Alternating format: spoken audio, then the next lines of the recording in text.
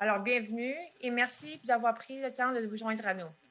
Et ça fait déjà un an qu'on a la pandémie et on comprend les répercussions de la COVID sur sur nos affaires et nos communautés aussi au Canada. Avec le déploiement des vaccins, on voit la lumière à la fin du tunnel.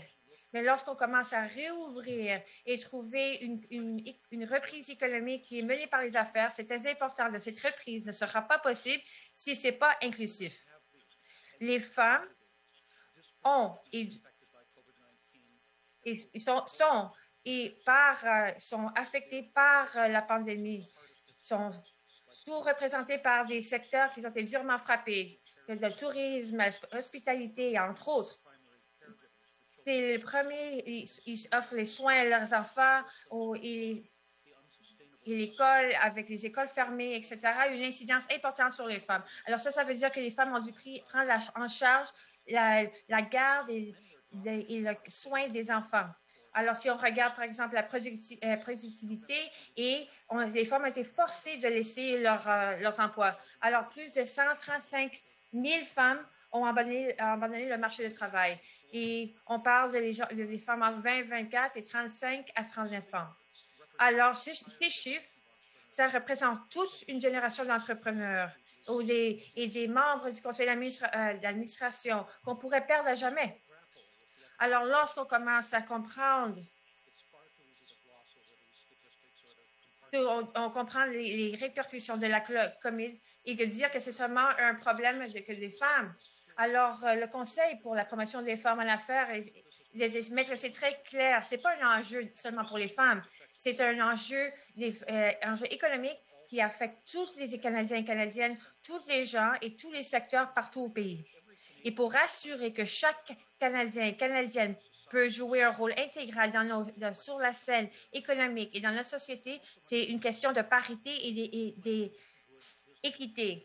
Mais c'est pas seulement ça, c'est de reconnaître que c'est de bonnes affaires parce qu'on peut pas perdre les rêves et les aspirations de nos citoyens et citoyennes.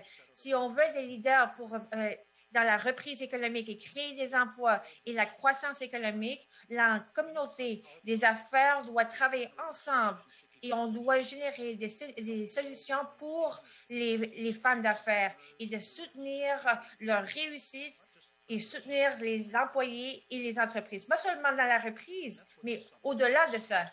Et c'est ça le sommet qui va faire.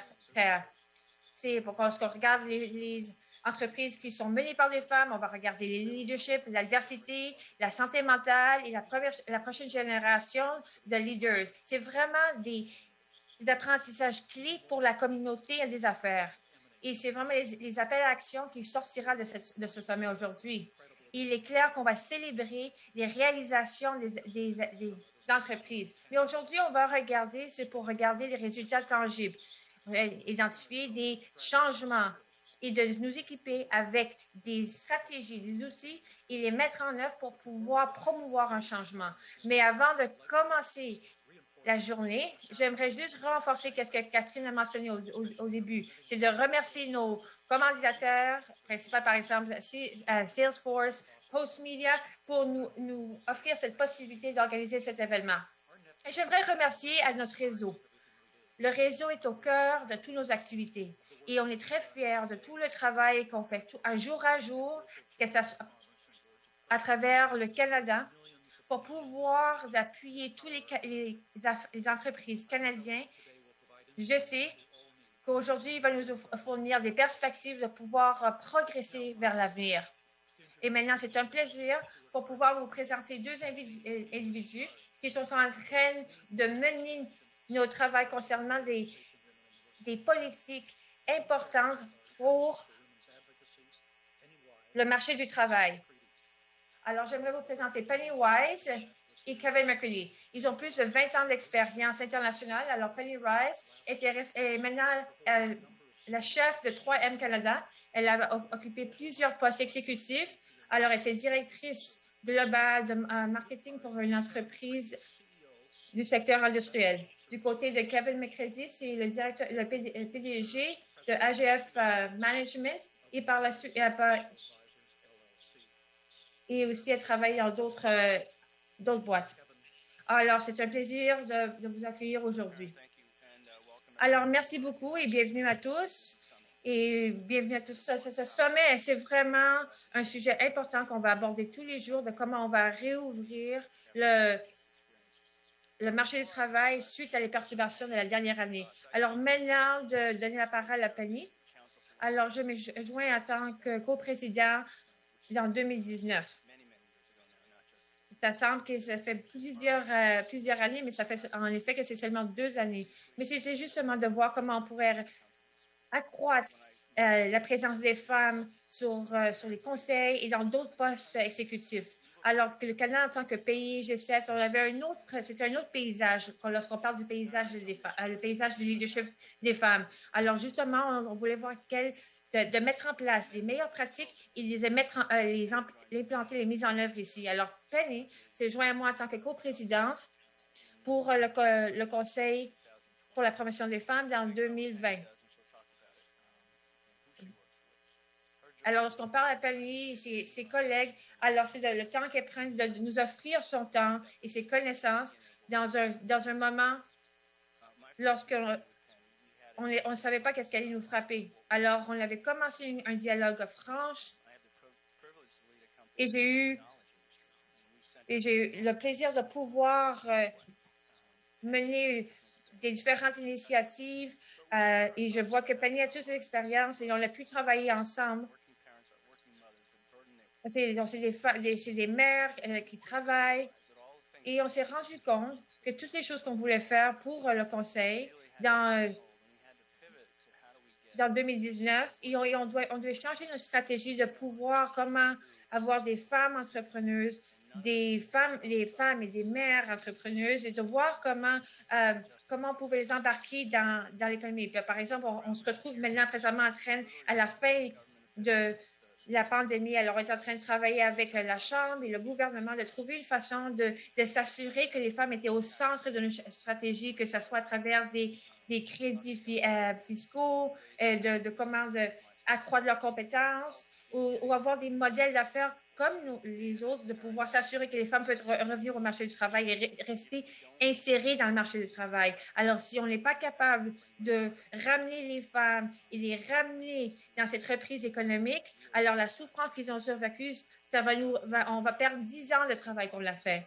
Alors, lorsqu'on parle l'entrepreneur qui ne pouvait pas aller au travail, elle ne pouvait pas, il fallait qu'elle prenne soin de ses enfants, il n'y avait pas de garde pour ses enfants. Alors,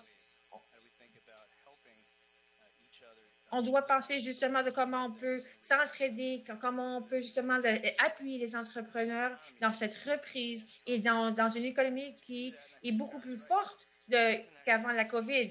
Et je crois que Perrin a raison, c'est un problème économique qu'on partage tous.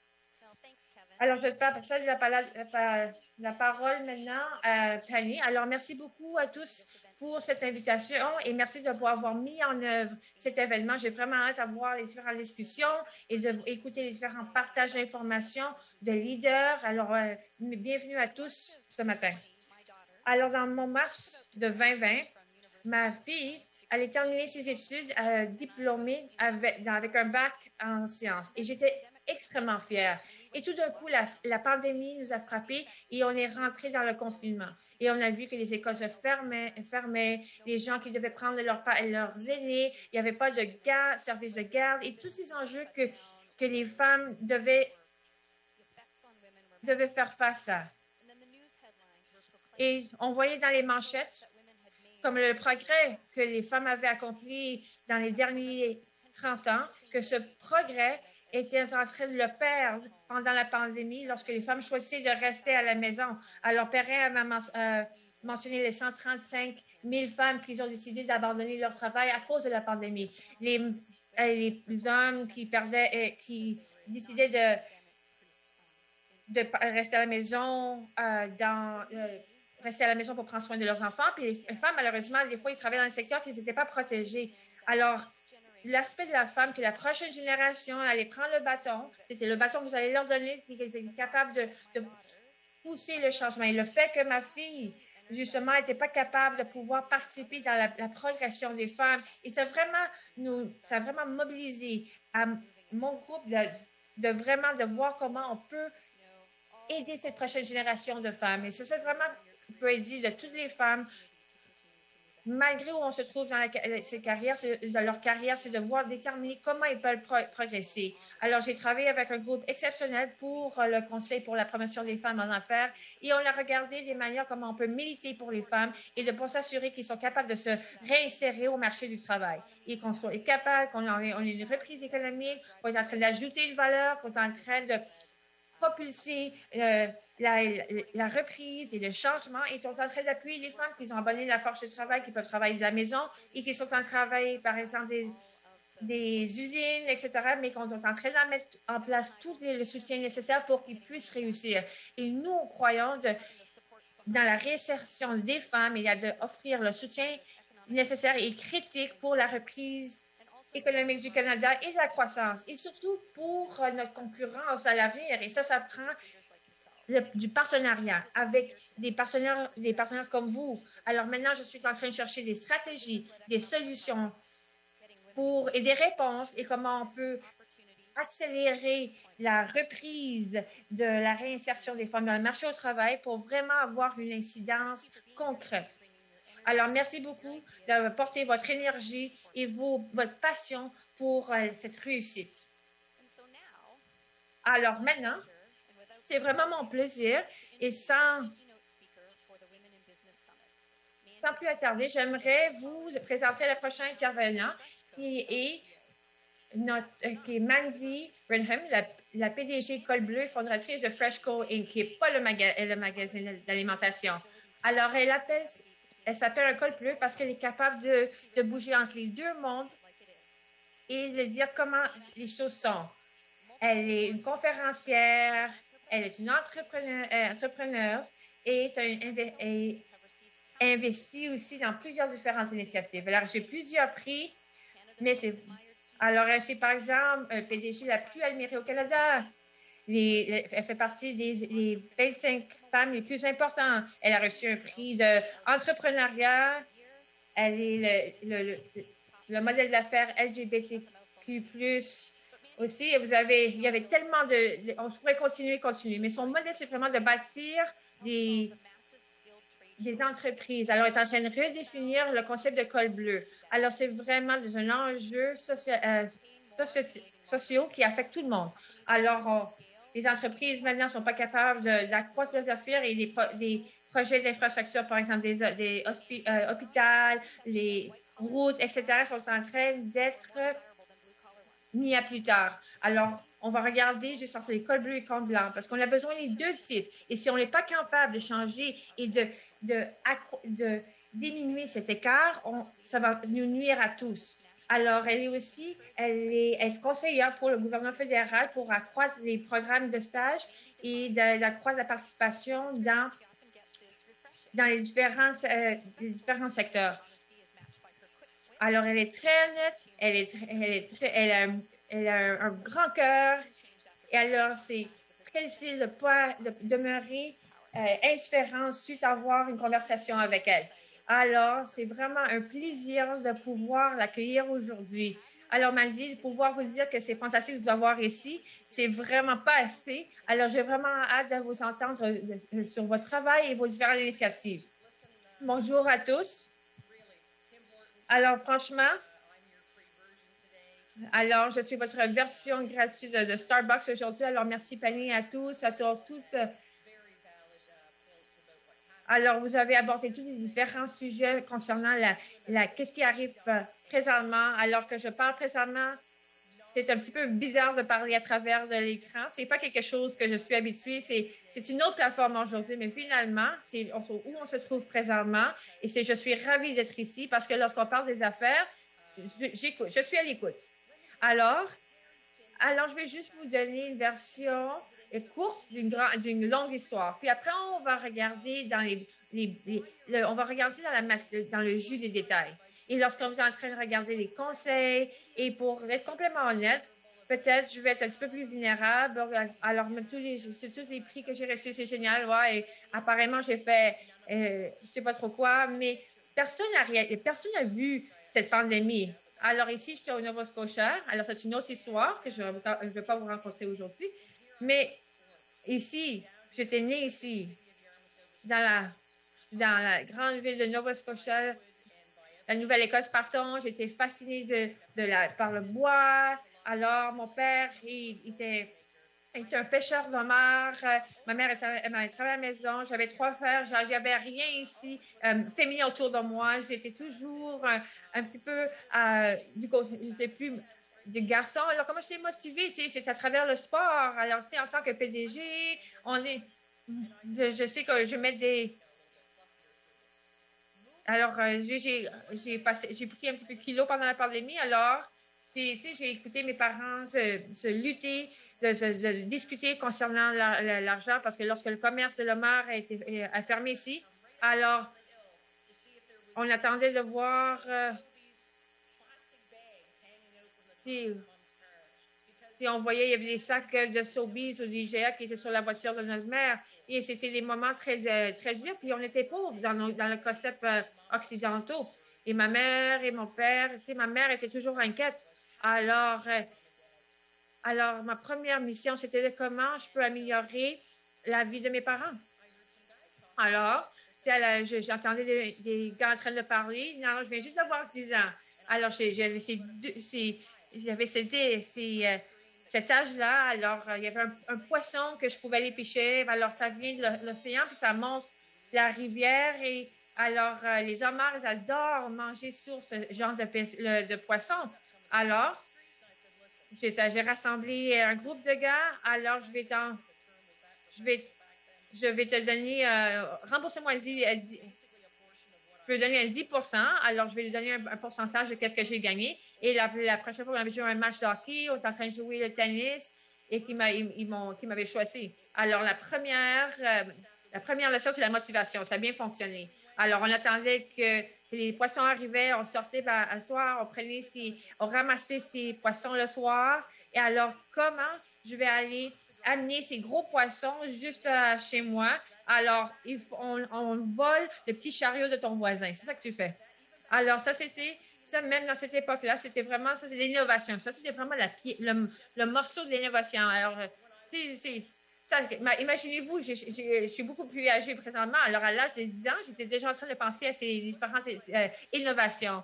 Alors, j'ai pris le petit chariot que j'avais volé de mon voisin. J'ai mis les poissons sur les poissons, le camion de mon père. Et alors, dis-leur qu'ils sont en train de faire un bon travail. Puis c'est ça que j'ai dit à mon père. Alors, donne-moi l'argent maintenant. Allez, papa, paye-moi.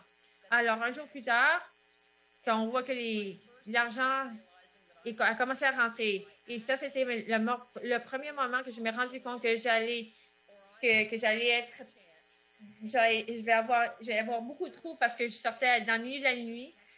Mais il y avait tellement de poissons. En réalité, on n'est pas capable de les attraper tous. Alors, je ne sais pas qu'est-ce qui arrive, mais on arrive. Alors, j'ai les poissons, ils vont crever ici, on va les perdre. Alors, je pouvais voir les sous, je pouvais voir le dollar, même à 10 ans. Alors, j'étais en train de parler j'étais allée voir mon père, j'ai dormi comme 4 ou 5 heures par nuit, chaque nuit, parce qu'il était toujours en train de sortir toutes les nuits pour pêcher les homard. Alors, qu'est-ce que tu es en train de faire en train de travailler? Et c'est moi qui est supposé qu'il fait ça. Il est juste en train de me regarder dans les yeux, juste de la même façon que je suis en train de regarder cette petite caméra que j'ai sur mon écran. Et la bonne chose aujourd'hui, alors maintenant que j'achète un nouveau camion chaque 3 ans, mais j'ai changement de sujet complètement. Alors, un de mes frères est descendu pour nous donner un coup de main. Alors, on a traité 3 sacs normalement, mais ce soir-là, on avait 30 sacs. Alors, mais je savais que ça allait finir. Et mon père m'a regardé, il m'a dit, t'as 10 ans, et t'es une fille. Alors, ça m'est jamais dit, j'ai jamais pensé qu'en étant une fille, que c'était un problème. Alors, j'ai commencé à acheter des outils avec l'argent que je gagnais. Et par la suite, j'étais capable d'acheter des outils pour son fusil. Même à l'époque-là, c'était vraiment mon objectif. C'était comment je peux rendre mes parents plus contents, comment je peux passer à travers de ça. Alors, j'ai commencé à acheter des outils et on commençait à bâtir des chalets dans la forêt. Il y avait des journées que des fois, les gars, ils se présentaient pas pour m'aider. Puis je suis comme, pourquoi ils viennent pas au travail? Pourquoi ils n'ont pas la même passion? Alors, la plupart du temps, je suis en train de faire tout seul. Alors, écoutez-moi. Si je vais pas vous offrir ça en tant que Airbnb, mais même à l'époque, j'étais en train de faire quelque chose que, que, mon- que j'adorais ça. Je ne savais pas où ça venait, cette motivation. Et personne n'est capable de me dire pourquoi aujourd'hui, mais est-ce que c'est important? Pas vraiment. Alors, est-ce que j'étais allée à ma graduation du secondaire? J'étais dans un club de carrage, c'est une bonne organisation. C'est vraiment la NBA pour les jeunes. Alors, j'ai travaillé pour des différentes entreprises. Alors, ça, je m'approchais de la grande ville d'Halifax. Puis tout d'un coup, j'étais en train de travailler tout toute la journée, tout le soir. Et je me rappelle que je veux travailler dans la construction. Alors, j'appelais les gens et je disais, hey, je m'appelle Mandy Ranahan, j'aimerais travailler pour vous, électricien, plombier, pour faire le toit. Alors, dans l'époque, je pouvais juste accrocher les gens. Les gens m'accrochaient, mais je les rappelais. Et je disais, OK, oui, non, je veux vraiment, vraiment travailler pour vous. Je serai vraiment un actif pour vous. Et je vous promets que je vais pas être fatigante. Qu'est-ce que je vais dire non? Ils n'ont pas dit non. Alors, à travers de tous ces gens du secteur, j'ai travaillé. J'ai appris comment changer des toilettes, comment installer des fils. J'ai appris beaucoup. Puis après, le gros boulot est arrivé de terminer la maison d'un couple d'un couple ici à Halifax. Et un jour, le propriétaire m'a regardé et m'a dit, Mandy, il semble que vous êtes les seuls à arriver ici qui n'est pas saoul, qui a un beau sourire. Alors, il va vous rendre plus. C'était clair que je ne savais pas qu'est-ce que je faisais. Je savais pas qu'est-ce que je faisais, mais j'avais juste oublié pas que j'avais seulement 18 ans à l'époque. Alors, ils m'avaient demandé est-ce que vous êtes capable de faire ce travail? Puis moi, je disais oui, clairement, je le sens. Je le sens ici dans mes tripes. Mais ils m'ont dit que j'ai besoin de votre carte de crédit alors. J'avais 18 ans. Alors, j'ai aucune idée pourquoi je vais donner ma carte de crédit à cette fille. Mais il m'a donné sa carte de crédit. Alors, j'ai pris tous les gens, j'ai loué un camion, j'ai loué une place de stockage, j'ai appelé tous les différents, un gars aux États-Unis pour les finitions, etc. Et ça, c'est vraiment comme comment on remplissait les boîtes vocales de tout le monde. Puis ils m'ont rappelé, puis qui c'était cette folle du Canada qui est en train d'appeler? Et lorsque j'ai raconté mon histoire, oui, c'est quelque chose de tellement incroyable. Je suis tellement curieux de savoir qui vous êtes. C'est pas seulement que je vais vous apporter le produit, je vais vous montrer comment on l'applique. Alors, 8 jours plus tard, donc, c'était exotique au moment. Donc, tout ce que vous saviez, ça commence avec une couleur, ça a changé. Je ne savais pas ce qu'il fallait faire, puis lui non plus, mais c'était beau. Et puis, il a dit, est-ce que c'était beau? Est-ce que tu es triste? Qu'est-ce qui se passe? Il m'a dit, je ne savais pas à quoi m'attendre. J'ai remis ma carte de crédit à quelqu'un de 18 ans. Il a dit, c'est bien, tu l'as fait tout et c'est merveilleux. Eh bien, je pouvais sentir que tout remontait. J'ai dit, vous savez, j'étais trop fatiguée, je me sens parce que je n'avais pas fait d'argent. Mais il dit, tu as 18 ans, qu'est-ce que tu sais sur faire un travail? Donc, il ne m'a pas juste payé, il m'a payé le double. Et donc, j'ai remonté partout au maritime. Et donc, la première chose que je sais, je fais du travail. Et donc, il ne m'a pas fait commencer. Que c'était toute une autre chose. Et là, Poste Canada, et là, j'avais 18 ans. Et là, quand je suis arrivée à 20 ans, je faisais plus d'un demi-million en chiffre d'affaires. Et ça n'avait pas l'air d'être beaucoup, mais en fait, ça l'était. Puis, on arrive à un des plus grands détaillants du monde pour lequel je travaille. Puis, il m'appelle. Si j'étais à Halifax, j'ai fait le travail 2 fois plus rapidement que les autres. Et vous étiez meilleur. Et donc, si les gens continuent à me dire ça, je continue à monter mes prix. Et la prochaine fois que je vois, je fais tout le travail volontaire pour ce détail. Après ça, à 24 ans, on me met sur un avion, on m'envoie à San Francisco, puis jusqu'à 21 ans, moi, je n'avais vu rien. J'étais de la Nouvelle-Écosse et dans le monde du homard. Et voilà, je m'en allais à la grande ville de San Francisco. Je rentre et qu'est-ce que vous appelez? Ben, vous appelez vos amis de Terre-Neuve. Je dis, hé là là, je m'en viens, je vais devenir ta secrétaire. Et puis, donc, on est monté sur l'avion et on aurait dû concentrer sur la présentation que j'allais donner parce qu'elle elle était venue avant à Wimmix, elle m'avait tout habillée et puis parce que je portais des bottes de travail avec un body et des pantalons de travail. Et donc on prend l'avion, puis le gars à côté de moi, il est en train de il est assis entre les avions et le café. Moi, j'étais complètement craquée. On s'en va sur Washington Street, on regarde le Bay Bridge. Et puis, je prends un grand respire, on avance, on est là, dans l'allée, le gars arrive avec des écouteurs, c'est un livre, puis il dit, vous savez, Canada, vous avez 7 minutes. Et donc, mon avis de Terre-Neuve me dit, non, non, tu ne peux pas faire ça. Je le pensais, mais je dis, on ne peut pas le faire. Tu ne peux pas le faire. Donc, voilà. Avec les deux ourlets de mes pantalons, sans décrocher. Donc, mon ami de Terre-Neuve me dit, non, non, non, tu ne peux pas rentrer là-dedans comme ça. Va à la toilette. Donc, je m'en vais à la toilette. Elle court, va chercher une agrafeuse. Et donc, la femme en avant nous a dû avoir un flash. Et puis, voilà. Donc, tout sortait. J'enlève mon pantalon et le gars, mon ami de Terre-Neuve, agrafe mes pantalons. Donc, les 7 minutes arrivent à 4. Elle sèche mes fesses avec un séchoir à cheveux. Et puis voilà, donc j'étais complètement mouillée, mais heureusement, le pantalon était noir et mes bords étaient agrafés. Et donc voilà, je descends en marchant dans les couloirs de l'Amérique. Il y a 5 hommes qui sont là, assis de l'autre côté, avec à une table d'à peu près 40 pieds de long, qui regarde vers le pont. Et puis, donc, lui, il y en avait un là, qui était il s'avait même dit, j'ai entendu des choses extraordinaires à votre sujet. Et puis, à ce moment-là, j'ai dit, vous savez, je serai toujours moi. Je ne serai jamais pas moi. Je ne vais jamais juste tomber dans cette boîte corporative. Et même là, parce que je ne savais même pas comment.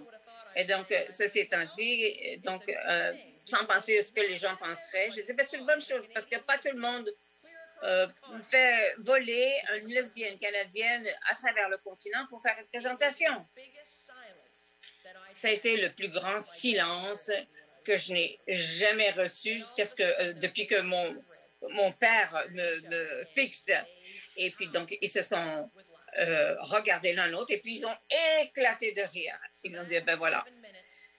Et c'est 7 minutes, donc, j'ai tourné dans 1 heure et à 27 ans, je suis sortie de là avec un contrat de 7 millions. La fille avec des chaussures qu'elle n'aurait jamais dû mettre, avec un pantalon agrafé dans le bas. Et donc, si vous regardez ma vie, et c'est ce que je veux que tout le monde sache à l'écran, c'est que je n'ai jamais fait de ségrégation. J'ai toujours soutenu tout le monde. Mais je peux vous dire que lorsque la pandémie a frappé, comme tout le monde le savait, moi, je volais comme tout le monde. J'étais tellement exténuée. J'acceptais presque que je n'étais pas fatiguée, mais j'avais besoin d'une grande vacance. Et je peux vous dire que, vous savez, à maman, j'ai appelé, puis j'ai dit, on s'en vient en Floride. Tout ce que tu as à faire, c'est de venir me chercher. Et donc, finalement, j'ai trouvé un moyen d'aller à Halifax pour aller la chercher. Et puis, j'avais jamais eu tellement hâte à une vacance. Et donc, on arrive, ça c'était le 11 mars. Et puis, ça s'est passé. J'ai commencé à regarder les nouvelles. J'ai commencé à faire des appels téléphoniques. J'ai dit, oh, ça ne sera pas court. Donc, on rentre dans la voiture, on conduit jusqu'en Ontario de retour. Et je me souviens immédiatement d'avoir pensé, ouais, on sortait de l'épicerie, on venait de rénover tous nos employés, on avait plus de véhicules, on avait plus de personnes. On est en train de grossir pour grossir de 21 à 25 cette année-là. Et d'un coup sec, on voit tout le monde, tous les détaillants, tous ceux avec lesquels je faisais affaire, tous ceux dont on rêve, donc les Nikes, les Tiffany's, tous ferment. tout le travail fermé. Et instantanément, je suis assis là, puis je dis, « Qu'est-ce que tu vas faire, Mandy? Qu'est-ce que tu vas faire? » Et ce que je réalisais instantanément, c'est que même mon niveau le meilleur était fermé. Et donc, je me suis dit, n'importe qui peut conduire un bateau puis passer dans les eaux calmes, mais cette pandémie-là, c'était comme une tornade. Et les affaires, et tout le monde pense, si c'est moins que ça, je pense que vous sous-estimez la situation et je ne pense pas que c'est ce que la plupart des gens faisaient. Donc, instantanément, c'est qu'on essayait de se préparer à grandir et qu'on regarde la libre entreprise et le capitalisme et tout ce que je représentais à titre d'entrepreneur et actionnaire et à financer le tout. Pour la première fois, je ressentais une telle peur. Et j'ai regardé, j'ai dit, mon Dieu, mais qu'est-ce qui va se passer? Et qu'est-ce que j'ai fait? J'ai tout oublié au sujet de ma fatigue, ma crainte, tout. J'ai juste commencé à regarder à l'interne, à l'entreprise. Et j'ai creusé vraiment profondément, parce qu'il fallait que je le fasse. Moi qui étais la fondatrice, personne ne savait comment ça fonctionnait plus que moi. Et donc, il y a des choses que j'ai regardées, j'ai dit, voilà, ça s'en va, ça s'en va. Et donc, on a coupé le gras, on a fait ci, ça. Et vous savez, l'autre chose qu'il faut également ne pas sous-estimer, c'est qu'il y a plein de gens qui regardaient et disaient, hey, vous ne devriez pas faire ça. Vous ne devriez pas être en train de faire ça. Et je crois que c'est là où il y a eu beaucoup de jugements, beaucoup d'opinions émises au sujet de ce que les propriétaires d'entreprises devraient ou ne devraient pas faire. Mais je vais vous dire, mon ancien dicton, c'est si vous voulez jouer dans les grandes lignes, il faut faire les choses. Et si on voit que les étapes sont en train de tomber dans l'eau, ben, vous ne devriez pas émettre d'opinion. Les femmes, je l'ai dit au début de cette conférence, n'étaient même pas prêts d'être égales, même pas prêts de comprendre ce qui se passait. Donc, instantanément, je peux juste vous dire ce que moi j'ai fait, parce que ça, c'est moi. J'avais mes remorques qui étaient sur les grandes routes pour tous les gens, les camionneurs, les courriers, tout le monde. Ils ont dit, Mandy, votre entreprise est en train de tomber. Qu'est-ce que vous faites? Vous dites, on ne peut pas arrêter d'être qui on est. Ces pauvres personnes qui sont dans les sociétés d'alcool, dans les épiceries, ils n'ont nulle part à aller aux toilettes qui est adéquat, puis laver leurs mains. Parce que toutes les personnes-là prennent des décisions. Ils ne pensaient pas à ces choses-là essentielles. Ils sont en train de faire de leur mieux pour s'assurer que tout le monde était confortable. Donc, on a bougé toutes nos remorques sur le côté de la grande route. Et puis, j'ai dit, voilà, moi, j'en ai des toilettes, elles sont propres. Et moi, je vais les nettoyer moi-même personnellement. Parce que ça n'avait pas d'importance. Ce n'était pas au sujet de moi, c'était au sujet de tous les autres. Et moi, je bougeais. À appeler des clients, à faire tout ce que je pouvais pour comprendre comment est-ce que j'allais sauvegarder cette entreprise que je venais passer de 25 ans à bâtir une marque, une culture. Ça n'a jamais arrêté d'être moi, pas une fois. Toutes les femmes et les hommes dans notre société qui avaient un refuge. Ça n'est pas imaginable. On ne peut pas imaginer ça. Ce que ces gens-là, surtout les femmes, ont dû traverser. Ils ont dû faire quelque chose, pour être honnête, que personne n'aurait jamais dû avoir à faire. Ils ont dû choisir entre leur entreprise, leur vie, leur cerveau, leur brillance, ou bien de s'occuper de leur famille. Et personne ne devrait jamais être mis dans cette posture. Et qu'est-ce que ça nous a prouvé, même à moi, que j'ai bâti ma société, mon entreprise pour tout temps désastreux, mais je ne l'ai pas bâti pour une tornade suivie par un tsunami. Et c'est ce que ça a fait, cette pandémie. Et alors, à travers le tout, ce que j'ai réalisé, c'est que je suis devenue plus stressée, je me suis toujours plus fatiguée, j'ai pris plus de poids. parce que j'essayais d'aider tout le monde à tout faire. Ça sonne comme ça sonne des cloches pour tout le monde. Oui, c'est ça que j'ai fait. Et voilà la première chose que j'ai faite.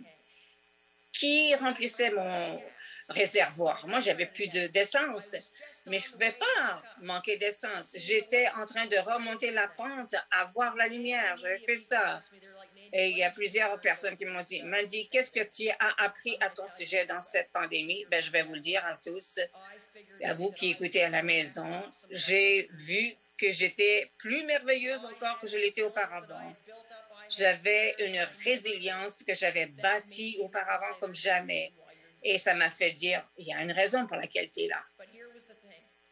Mais voici la chose. J'étais en train de mourir. J'étais en train de mourir parce que j'étais fatiguée avant que ça se produise, tout ça.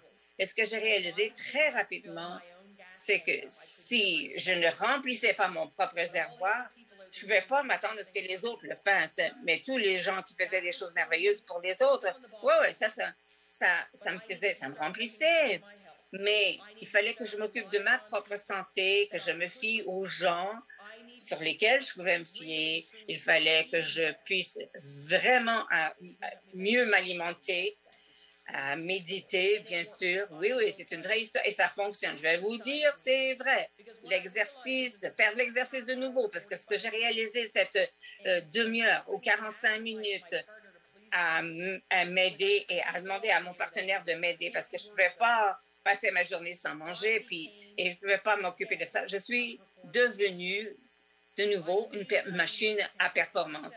Je savais qu'il fallait que je m'aide pour aider tous les autres. Et c'est là une chose que les femmes sur cet appel qui écoutaient, vous êtes arrangées pour vous occuper de tous les autres avant vous-même. Et je dois vous dire, non, c'est la merde, ça. C'est le temps que je vous avise que c'est le temps venu de vous donner à vous-même. Vous avez besoin, il faut que vous remplissiez votre propre réservoir d'essence parce que vous êtes les seuls à savoir où est le trou pour le faire. Il faut le faire vous-même et vous entourer de gens qui puissent vous soutenir et comprendre que si vous êtes sur cet appel aujourd'hui et que vous êtes propriétaire d'une entreprise, vous avez un différent organisme. Il ne faudrait jamais que vous ayez à choisir. Mandy pivote. Mandy, elle a pivoté. Qu'est-ce que j'ai fait? Je ne me suis pas léché les blessures entre parler et changer la façon dont tous les autres regardent l'industrie. Vous êtes un consommateur, vous avez besoin de savoir que c'est dévastateur. La pandémie était là pour tous. Tout le monde voulait faire faire les choses. On ne pouvait pas trouver un plombier pendant un mois. Pourquoi? Parce que nous tous, on disait à nos enfants, tout le monde disait à leurs enfants, leurs petits-enfants, tout le monde, si vous voulez être respecté, vous allez devoir aller à l'université.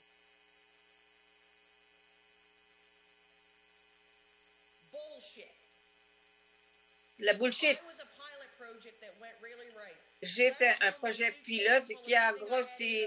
Je suis partie de la maison avec une valise, une personnalité et entre-temps, j'ai trouvé que j'étais gay et voilà, qu'est-ce que ça a fait? Ça n'a pas d'importance. Le genre avec qui vous voulez coucher, la couleur de votre peau, c'est qui vous êtes qui importe. Et voilà, je n'allais pas laisser personne m'empêcher de bouger. Qu'est-ce que j'ai fait? J'ai appelé les 3 personnes les plus puissantes en construction. J'ai dit, on est meilleurs ensemble. On est meilleurs ensemble. Et bien sûr, donc, on est en train de boire un breuvage alcoolique sur Zoom. Et on s'est dit, pourquoi est-ce qu'on n'a pas pensé à ça avant? J'ai dit, je ne sais pas pourquoi, parce que cette industrie-là a plein de problèmes d'éthique et je ne peux pas le faire tout seul. Et donc, voilà. Donc, mon point de vue, c'était que je suis sortie et je pouvais laisser le contrôle 100% de ma compagnie à 3 personnes humaines extraordinaires qui étaient merveilleuses. Et à travers ça, j'ai eu une émission TV qui s'appelait Trading Up. Et qu'est-ce que c'est? C'est des leçons pour apprendre que vous voulez avoir une femme qui arrive à votre porte et qui vous donnent une soumission sur votre maison. Et pourquoi? Parce qu'elles sont super. C'est pas parce qu'elles sont des femmes, c'est parce qu'elles sont merveilleuses.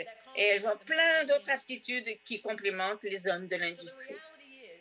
Et la réalité, donc, c'est qu'à travers tout ça, oui, j'ai encore du poids à perdre, mais ça s'en vient.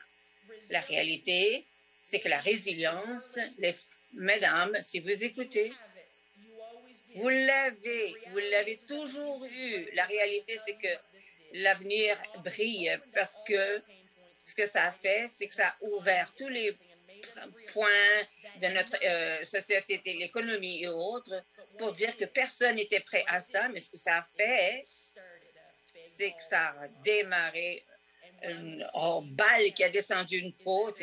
Et ce que je vais vous dire, c'est qu'il y a tellement de personnes qui sont là et qui savent que sans les femmes puissantes en entreprise, qui soient leaders des nuances et des choses que l'on rate, qu'on manque, et que tout ce qu'on sait dans l'économie, c'est qu'on a besoin de vous. Je ne vais pas faire de politique, je vais vous dire que la chose la plus drôle que j'ai entendue dans cette pandémie, c'est que les gouvernements voulaient donner des garderies. Pourquoi? Parce que vous avez besoin d'aide.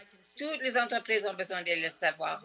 Et maintenant, donc, Penny est la bienvenue. Et on va ouvrir le tout aux questions. Merci à tous. On peut poursuivre pour éternellement, mais donc, on pourrait, si c'était de moi, on irait plus longtemps. Mais voici donc la version courte. Mandy, vous êtes tellement inspirante. Vous levez nos esprits. C'est une bonne chose que je ne sois pas sur la caméra parce que je criais des choses. Moi, j'avais quelques questions au sujet de votre histoire. C'est tellement inspirant. Et votre authenticité, votre charisme, votre force brille. Et une des recommandations qu'on a faites, c'est donc avec ce comité de défense, c'est qu'on veut que les femmes considèrent, envisagent différentes carrières, puis changent d'aptitude. Et donc, j'ai suivi une couple de femmes merveilleuses sur LinkedIn qui sont dans les métiers. Est-ce que vous avez des conseils pour les femmes qui songent à changer d'aptitude, de carrière ou autre? Comment est-ce que vous avez la force de prendre ce genre de décision dans vos vies? Je pense que ça revient vraiment à ceci, Penny.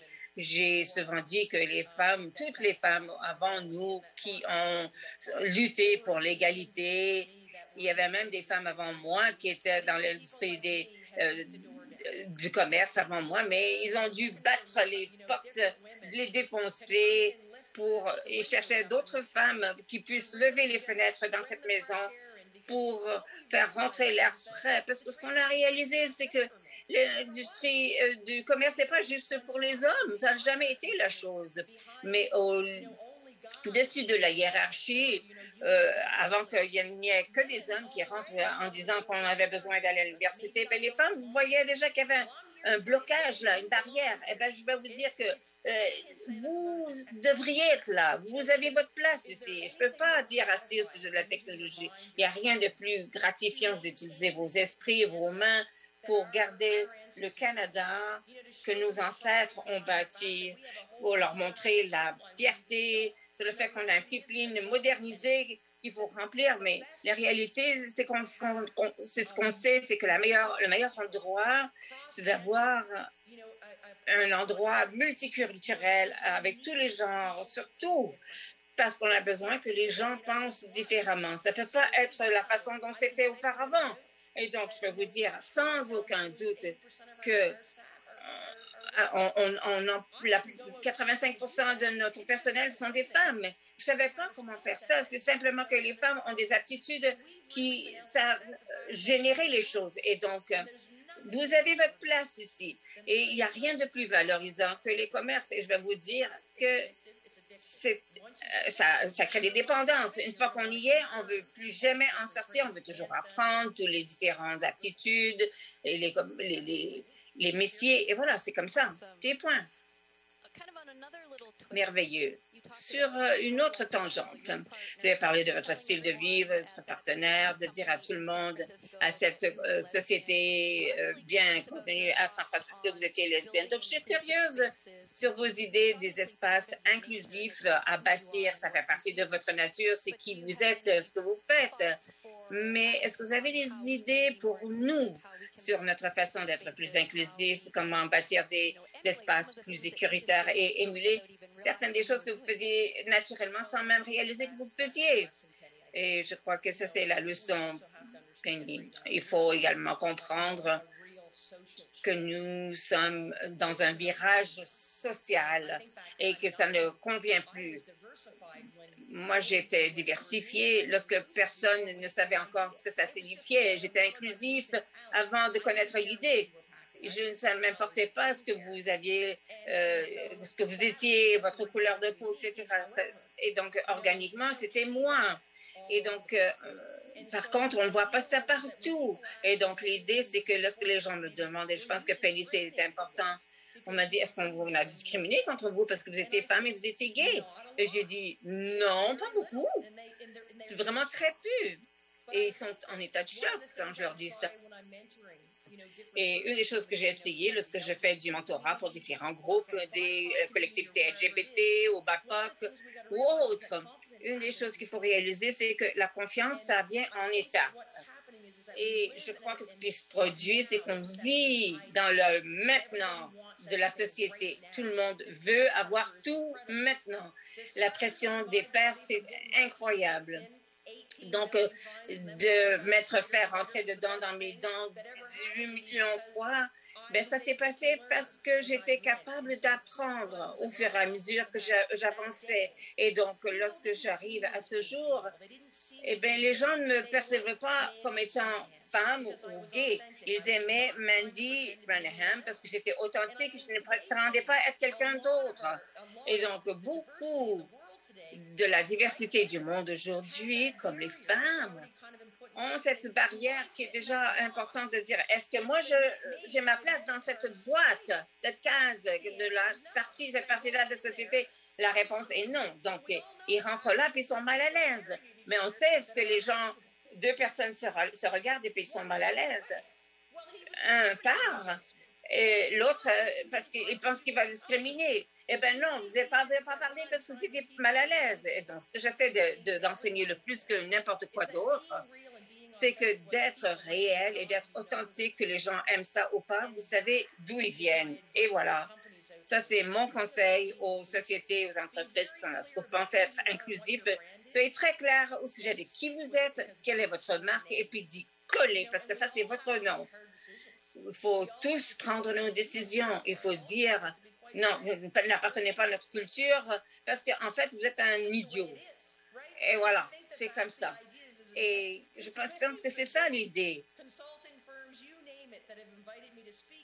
Allez voir les consultants, les grosses firmes et qui que ce soit. La réalité, c'est qu'ils veulent que leur PDG parle la vérité, qu'ils soient vulnérables et qu'ils disent « Hé, je ne suis pas parfait, mais on va savoir vers quoi aller. » Donc, la diversité et l'inclusion, c'est le sujet de comprendre qui vous êtes, d'être authentique et de commencer à être à l'aise avec les autres autour de vous et d'arrêter d'agir comme si vous étiez quelqu'un d'autre. Excellent d'être un leader empathique. Ça a été démontré à répétition pendant la pandémie que c'est le genre de leadership qui est requis. J'ai une autre dernière question et vous parlez d'être votre personne authentique. Je parle des femmes à l'école secondaire, les pressions sociales. Et si vous aviez des conseils à donner à une jeune femme socialement, de ne pas prendre ce recul, avez-vous des idées de ce que vous diriez à cette personne-là? La porte est ouverte. Le moment est venu de passer le seuil. Et voilà, donc c'est un temps est venu. Merveilleux. Super. Donc, j'apprécie énormément ce que vous avez partagé aujourd'hui. Je suis tellement inspirée, énergisée. Twitter n'arrête pas de tweeter sur le côté ici avec toutes les rétroactions partagées pendant la séance. En fin de compte, je vais m'excuser en quelques mots. Ça, c'est dans mon ADN. Donc, Je vais m'excuser d'avance, mais pas vraiment m'excuser, simplement vous dire que j'ai vraiment beaucoup de gratitude à la Chambre de commerce des femmes. Vous savez, Penny, c'est nous qui fait tourner l'économie et n'oubliez jamais ça. Sans nous, il n'y aurait rien. La même chose avec les commerces. On serait ici debout avec ce que Dieu nous a donné, sans briques, sans nourriture, sans rien. Et je veux dire à tous, vous savez, si vous êtes ennuyés, vous voulez avoir une carrière différente qui vous donne de la fierté, qui paye bien, qui vous respecte, ben, il n'y a pas de limite d'âge. Que vous ayez 30 ans, 40, 50 ans, c'est bon. Et il faut être emballé. Et c'est formidable parce que lorsqu'on ressortira de la pandémie et on découvrira où les femmes peuvent se diriger, ça n'est jamais trop tard pour pivoter. C'est ce que vous avez dit, donc en termes de votre entreprise, votre organisme. Il n'est jamais trop tard pour s'occuper de vous-même, de vous mettre en premier. Et vous avez eu des messages fort inspirants. Il n'y a pas besoin de s'excuser pour tous ces mots parce que vous avez parlé d'être authentique et votre authenticité, ça fait partie de votre authenticité. Ça n'aurait pas été pareil si vous n'avez pas eu tous ces mots-là. Est-ce qu'il y a des dernières paroles à partager avec notre public avant de avancer au prochain segment? Il y en a encore quelques instants et personne ne serait triste d'entendre plus de votre part. Penny, vous savez, la seule chose que j'aurais à partager, c'est que je pense que je veux dire à tous qui sont là que vous avez fait le sacrifice d'être un entrepreneur ou propriétaire d'entreprise. Si on vous a rentré dedans, c'est correct de prendre une couple d'heures par jour ou même par semaine, de vous sentir un peu penaud. Et vous savez, ma mère, elle a 74 ans et elle n'a jamais vécu une pandémie. Et donc, s'il y a des bouteilles, des conseils à donner, donc c'est le conseil, c'est la résilience qui m'a rendue une meilleure personne. Et donc, de continuer à poursuivre ce que je cherchais auparavant. Donc, pour moi, c'est n'importe quoi. Regardez les occasions. Ne restez pas dans un poste négatif et vous allez renaître comme moi. Et je suis améliorée pour la chose. Et donc, si vous m'avez donné un coup de pied dans la mâchoire, OK, ça va. Et si vous êtes fatigué, c'est correct aussi. Et donc, je vais dire à n'importe qui est là, soutenez-vous l'un l'autre ensemble et vous n'avez qu'à dire vous êtes fatigué, puis d'aller sentir un arbre, n'importe quoi, qui soit thérapeutique pour vous, quoi que ce soit. Cette pandémie-là, si vous prenez du recul, ça nous a tous améliorés et ça va rendre l'économie canadienne meilleure, nos entreprises meilleures. Et n'arrêtez pas de lutter pour ce qui est bon. On a tous laissé nos vies pour être ceci et on a le mérite qu'on nous respecte. Merci beaucoup, Mandy. J'apprécie vraiment que vous soyez ici avec nous aujourd'hui et à tout le monde aujourd'hui. J'apprécie beaucoup vos intuitions. Comme vous avez dit, vous avez mis une barre vraiment très haute pour le reste de la discussion d'aujourd'hui.